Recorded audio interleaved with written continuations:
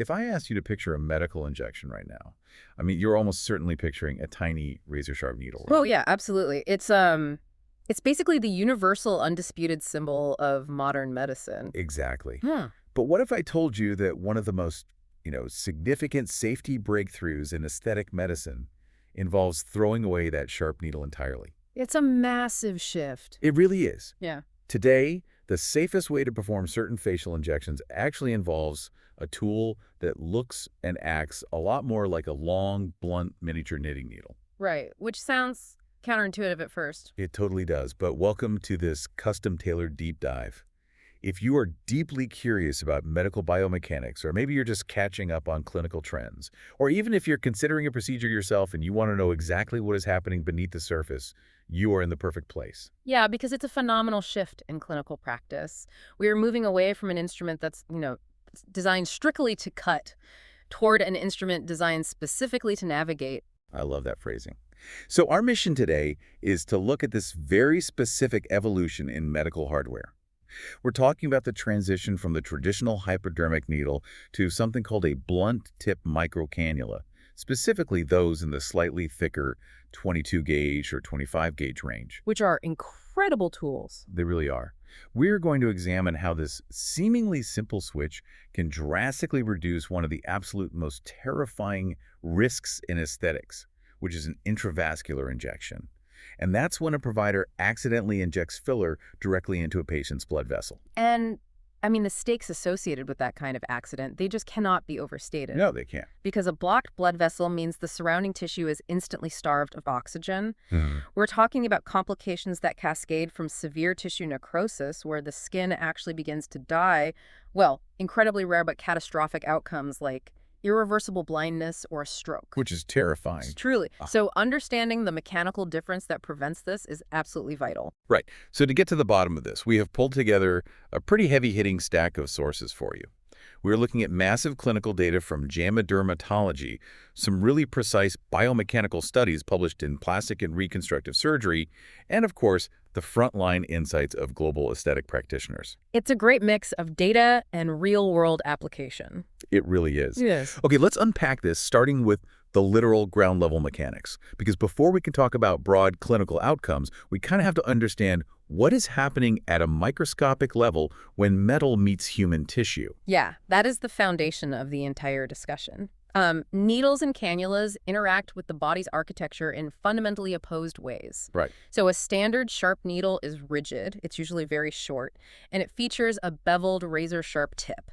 Its singular engineering purpose is to slice through tissue with absolute minimal resistance. Okay, so while I was reading through the clinical literature, the best analogy I could think of to help visualize this difference was imagine a sports car facing a really dense, overgrown hedge. Okay, I like this. Right.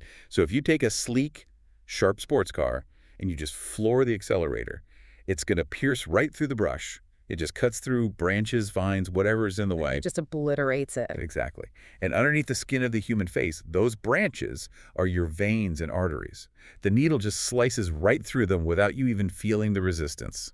That is a remarkably accurate visualization. But a blunt tip microcannula is built completely differently. It's long, it's highly flexible, and as the name implies, the tip is completely rounded off. Right, there's no cutting edge at all. None.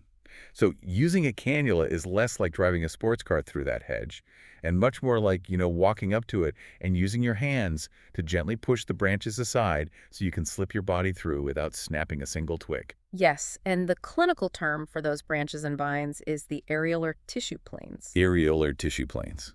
Exactly. When you hear that term in the research, just imagine the spongy, web-like layers of connective tissue sitting beneath the skin, which, ironically, is exactly where a lot of these critical blood vessels are suspended. Oh, wow. And we actually have the exact physics to back up your hedge analogy. Oh, from the 2019 study, right? Yes, the landmark study published in Plastic and Reconstructive Surgery.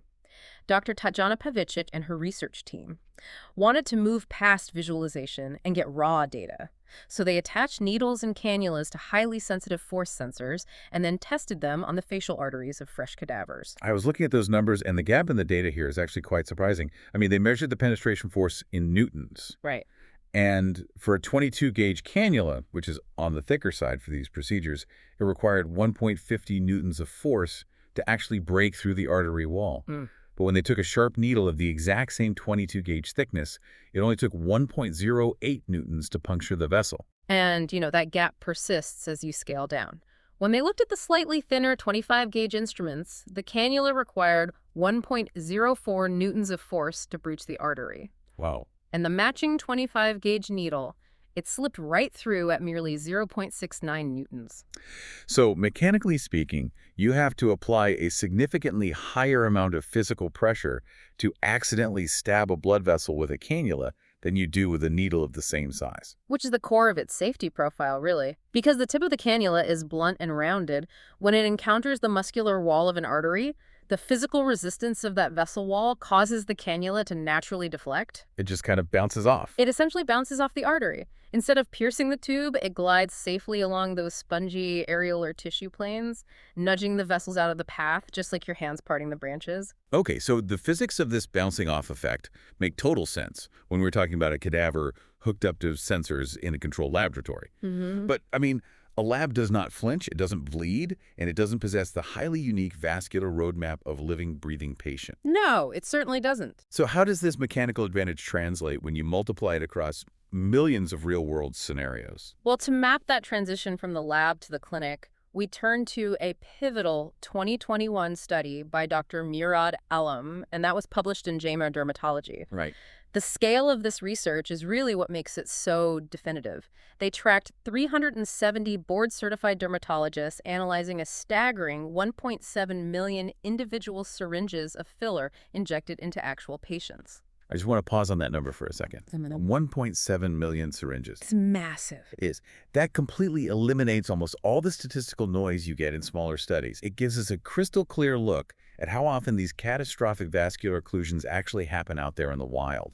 And the contrast in their findings is undeniable.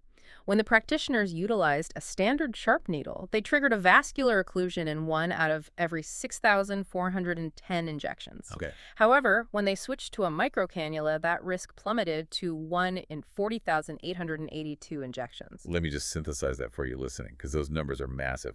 Going from 1 in about 6,400 to 1 in almost 41,000.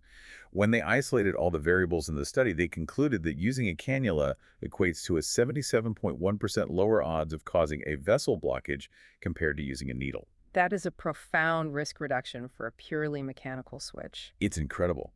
And beyond just avoiding an occlusion, the clinical notes point out a massive upside for the patient's actual experience in the chair. Oh, absolutely. Because needles are short and rigid, if a doctor needs to treat a broad area, say, restoring volume across an entire jawline or the sweep of the cheek, they have to make multiple separate punctures. They essentially have to treat the patient's face like a pincushion. Which initiates a cascading biological response. Every single time that sharp edge pierces the skin, it is slicing through a dense network of microscopic capillaries. And every severed capillary bleeds under the skin, which means bruising. It triggers an inflammatory response, which means swelling. Exactly. Not to mention the sheer discomfort of enduring a dozen different needle sticks. But the literature shows that because a cannula is so long, often up to 2 inches, and highly flexible, a doctor can approach that same sweeping jawline entirely differently. Yeah, it changes the whole technique. Right. They use a standard needle just once to make a single tiny pilot hole. Then they insert the blunt cannula and can physically fan it out under the skin, reaching an enormous surface area from one single entry point. And the reduction in tissue trauma there is remarkable. You bypass the repeated capillary damage entirely. Patients often leave the clinic with barely a mark, experiencing significantly less swelling and a dramatically accelerated recovery time. Okay, looking at all this data, it seems like the cannula is an undeniable, undisputed victory for modern medicine. It definitely sounds like it. But here is where I have to push back a little on the premise, because I noticed something pretty strange in the sources. Okay, what did you find? Well, in medicine, we generally operate on the intuition that smaller is safer, right? A smaller incision heals faster than a large one. So, if a thicker 22-gauge or 25-gauge cannula acts as this incredible bouncing shield, then logically, shrinking it down to an ultra-thin 27-gauge cannula must be virtually foolproof, right? You would certainly assume so. Yet, the clinical data states that vascular occlusions absolutely still happen with cannulas. Why is that? And, If they are so incredibly safe, why are needles even manufactured for these procedures anymore? What's fascinating here is that the very intuition you just described, that smaller automatically equals safer, completely falls apart when we analyze the physics of these tiny instruments. The research actually refers to this as the 27-gauge anomaly. The 27-gauge anomaly. Yeah. I'm always intrigued by an anomaly. How does a smaller blunt tip suddenly become dangerous? We need to revisit Dr. Pavicic's force sensor study on those cadaver arteries. They did not just test the thicker 22 and 25 gauge tools. They also tested highly thin 27-gauge needles alongside 27-gauge cannulas. Right. And they discovered something that deeply surprised the medical community. A 27-gauge blunt cannula required the exact same amount of force to penetrate a blood vessel as a 27-gauge razor-sharp needle. Wait, really? The fact that it was completely blunt provided zero protective advantage. Zero advantage. The cannula required 0.78 newtons to puncture the artery wall, and the needle required 0.70 newtons. In clinical terms, that difference is statistically meaningless. So we have to look at the mechanism there. Why does a blunt tip suddenly lose its ability to bounce off an artery just because it got smaller? It entirely comes down to surface area. Think about the physics of someone stepping on your foot. If they are wearing a flat sneaker, the downward force of their body weight is distributed over a wide area. Right. It might be uncomfortable, but it isn't going to break the skin. Exactly. But if they step on your foot wearing a tiny pointed stiletto heel, all of that exact same body weight is concentrated onto a microscopic point and it pieces right through your foot. Ouch. Yeah, that makes perfect sense. That is the perfect mechanical equivalent. When a cannula gets scaled down to a 27-gauge thickness, the surface area of that blunt tip becomes so microscopic that it essentially functions like a stiletto. Oh, wow. It completely loses its deflection advantage because the force is too concentrated. At that tiny size, a blunt instrument is just as dangerous as a sharp edge. That is wild, but it makes incredible sense. But, diving deeper into the research from aesthetic expert Dr. Tim Pierce, the situation with cannulas gets even more complex. Yes, it does. He introduces what we could call a severity paradox. Yeah. It turns out that while those thicker 22 and 25 gauge cannulas drastically reduce how often a vascular occlusion happens, if a practitioner does manage to force one into an artery, the resulting complication can actually be far more severe than if they had just used a needle. This is perhaps the most critical nuance in the entire field of facial anatomy right now.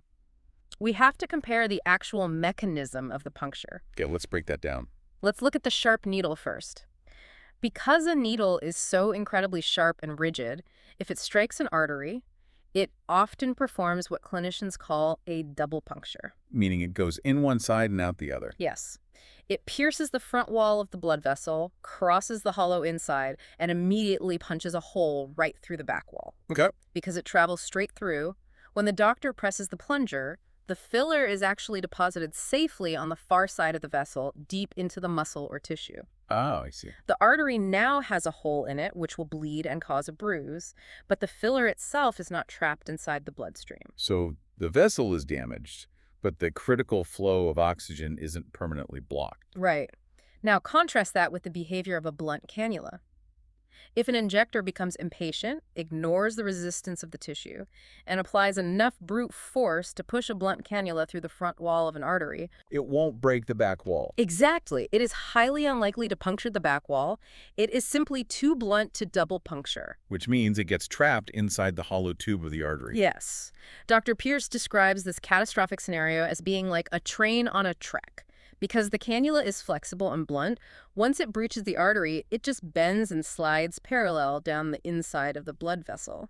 If you're listening to this right now, you might be thinking, why on earth would anyone ever let a doctor use a cannula on them if it can act like a train delivering filler straight through their vascular system? It's a terrifying image. It is.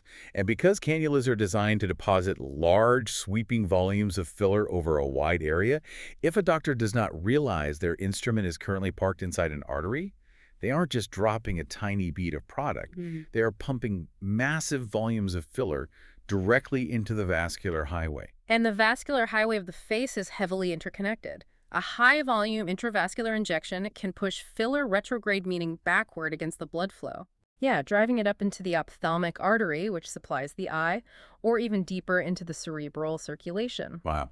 This is exactly the mechanism that leads to irreversible blindness or devastating strokes. So, while a blunt cannula makes an accident incredibly unlikely to occur, the sheer nature of the tool means an accident, if forced, is significantly more catastrophic. It is the ultimate double-edged sword, conceptually speaking. So what does this all mean for the real world? That's the big question. If a needle is a sharp machete that might go straight through an artery safely, and a cannula is a highly protective guide that turns into a train of destruction if mishandled, how does a medical practitioner actually look at a patient and decide which tool to pull from their surgical tray? Well, synthesizing the clinical guidelines across these sources, the modern consensus dictates a highly specific, hybrid algorithmic approach. Okay. The sharp needle has definitely not been rendered obsolete. In fact, it is mechanically mandated for very specific anatomical goals. Let's outline that algorithm then. When does the sharp needle definitively win? Needles win when a practitioner is performing deep structural augmentation. Imagine a procedure aimed at building up the foundational projection of a cheekbone. Right. The product needs to be placed incredibly deep, sitting directly on top of the periosteum, which is the dense membrane covering the bone. Because a needle is rigid metal, it provides immediate tactile feedback. The doctor can literally feel the vibration travel up the needle when the tip taps against the bone, confirming they are at the correct depth. Exactly. If you tried that with a flexible cannula, it would just bend like uncooked spaghetti against the deeper tissues. You would lose all depth perception. That makes a lot of sense. Furthermore, needles are required when injecting ultra-precise tiny boluses. And just for anyone unfamiliar with the term, a bolus is just a tiny, localized, pearl-sized drop of filler. Right. If you are treating incredibly fine superficial wrinkles, like the microscopic smoker's lines around the lips, a cannula is simply too bulky and clumsy. You need the razor precision of a sharp tip to deposit those microdroplets. Okay, so needles are reserved for deep bone structure and tiny, precise surface details. That leaves a massive middle ground. When does the cannula take the crown? The 22 or 25 gauge cannula is the undisputed choice for superficial, highly vascular planes. If a provider is treating the nasolabial folds, the deep smile lines or the tear troughs directly under the eyes, they are navigating some of the most dangerous vascular real estate in the human body. Yeah, you don't want a machete in there. Exactly. That is where you want the cannula to gently glide and deflect, allowing you to contour smoothly over a broad canvas without slicing through the underlying network. It all comes down to a deeply careful calculus, weighing the specific regional anatomy, the necessary depth, and the mechanical strengths of the hardware. It really does. But across all these dense biomechanical studies, there was one quote from aesthetic expert Lori Robertson that summarized the entire ethos of modern injecting. She outlined the golden rule of using cannulas, simply stating, "Let the tissue let you in." Ah, yes. That phrase captures the absolute essence of patient safety. It does, because she is acknowledging that the bouncing, deflecting safety of a blunt-tip cannula relies 100% on the injector maintaining a gentle patient touch. Completely. If a doctor encounters resistance beneath the skin, gets frustrated, and tries to force the cannula through, they completely negate the engineering of the blunt tip. Yes, brute force overrides the design. Exactly. If you push hard enough, a blunt tip will rupture a vessel, initiating that terrifying train on a track scenario. Let the tissue let you in is just a reminder that the tissue dictates the pace, not the practitioner. If we connect this to the bigger picture, the massive data set from Dr. Alam's study validates her philosophy perfectly. We focused heavily on the hardware reducing risk by 77%, but there is a final, vital statistic hidden in that research that transcends the needle versus cannula debate entirely. Oh, I'm curious to hear it. The researchers found that a practitioner's risk of causing a vascular occlusion drops by 1% for every single additional injection they perform per week. Wow, 1% per injection per week. Yes. Even more profoundly, doctors who have been consistently injecting for over 5 years demonstrated a 70.7% lower odds of causing an occlusion compared to their less experienced peers. And that statistic holds true regardless of whether they were holding a needle or a cannula. That is a phenomenal revelation. We spent all this time analyzing the engineering of a 22-gauge blunt tip, celebrating it as a brilliant vessel-deflecting shield. But the data proves it is absolutely not a magic wand. No, the instrument merely modifies the mechanical risk. It is the practitioner's intimate, three-dimensional understanding of facial anatomy paired with their tactile patience that ultimately dictates the patient's safety. As we wrap up this deep dive into the biomechanics of aesthetic medicine, I want you to recall that image of the sports car facing the overgrown hedge. Medical engineering can design the safest, most flexible, blunt-ended vehicle imaginable to navigate the incredibly complex vascular branches of the human face. They certainly can. But at the end of the day, the most powerful life-saving safety feature in the room isn't the needle, and it isn't the cannula. It is the sheer, repetitive, hard-earned experience of the human hands holding them. Beautifully said. Take a moment to think about that the next time you or someone you know sits back in a medical chair. The tool is only ever as safe as the guide. Thank you for joining us on this deep dive.